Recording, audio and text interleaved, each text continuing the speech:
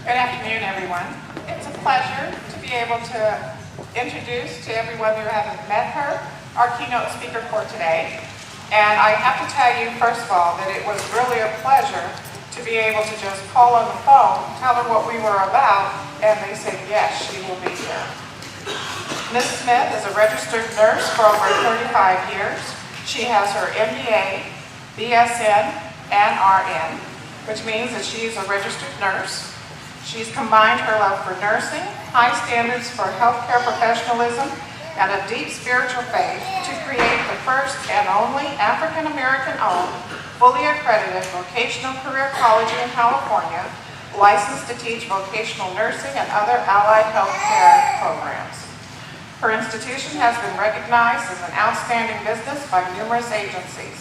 Ms. Smith has been featured in Essence magazine. She's a contributor to the book, Creating Value Through People, Discussions with Talent Leaders, and she's the author of Love Letters to the Lord, released in June 2010. She was recently recognized by Los Angeles City Councilman Bernard Parks with a proclamation, and she's been featured in a documentary, Profiles in Courage, and she was recognized by the Hollywood Black Film Festival. Please give a warm, standing welcome to our keynote speaker, Linda Smith. One woman that was extremely important was Mary McLeod Bethune. Mary McLeod Bethune, in 1904, established a school. And it's a very long name. It was the Daytona Educational and Institutional Training School for Negro girls. Dr. Bethune understood the importance of education. She said when her mother sent her away to school and she learned to read, she realized the world opened up to her. And that is what education does for you. It opened up your eyes to see the world differently. To me, it gives you wisdom. It allows you to make decisions about right and wrong on a different level. It allows you to be more acceptable of people who are different from you. It allows you to experience life differently. So Dr. Bethune, I wish you could see this picture, but she started her school. This is a picture of young girls in a kitchen setting because it was an industrial training school as well, industrial training and career path training. Dr. Bethune started her school in 1904 with $1.50 and with 5 students. And I would imagine today we said $1.50, oh, that was nothing, but in 1904, $1.50 was a lot of money. And that was her desire to save the funds to start her school for young girls. And that was so important. Education is important to all of us. And I really want to encourage you and the parents in here to insist that your children go to school. It is not an option that they get up in the morning to decide whether or not they want to go to school. It's not an option.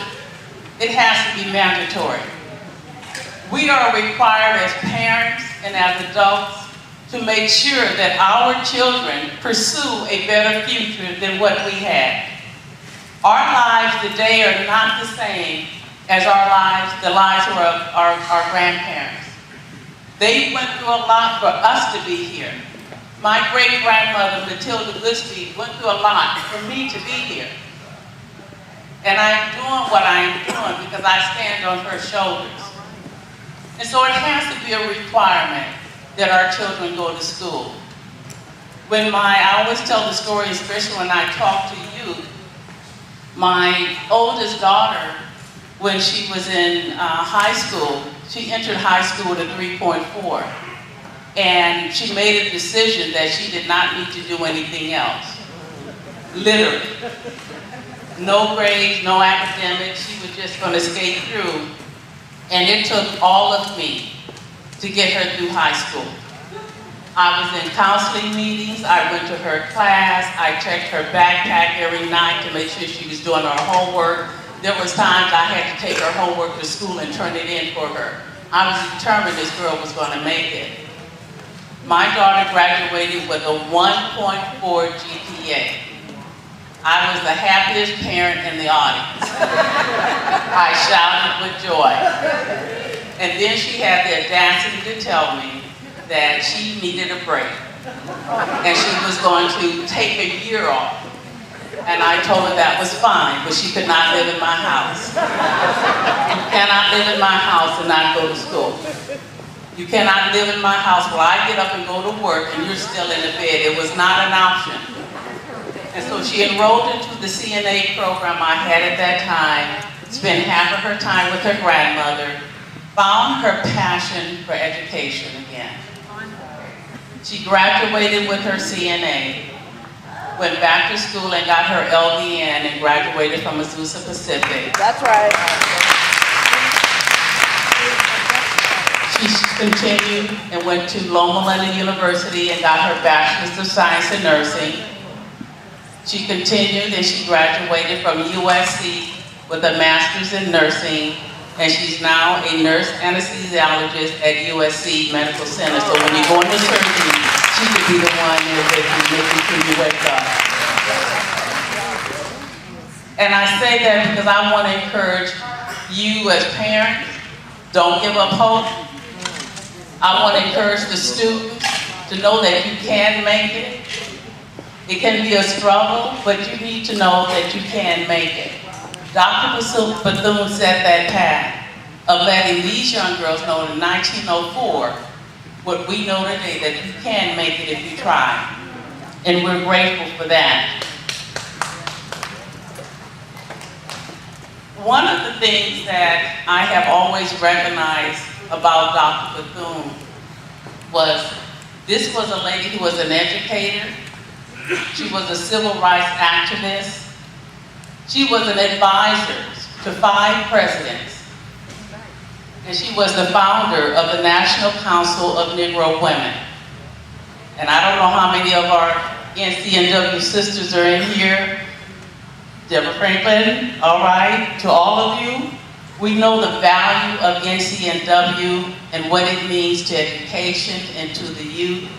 We understand what the power that we have as individuals and collectively, because that's what Dr. Bethune talked about, the power of who we are and the education that is so valuable. Bethune College was accredited in 1931, which is an enormous feat, meaning that it was recognized by the federal government, and it became available to receive funding to educate youth as we get financial aid today. So in 1931, it became an accredited college, and in 2007, it is now recognized as a university in Daytona, Florida. That is a wonderful feat to hear that we have an African-American female who started the school in 1904, and that school is still in existence today, and it is classified as a university, and it has approximately, I think, 3,500 students on its campus. That is a wonderful honor to be that.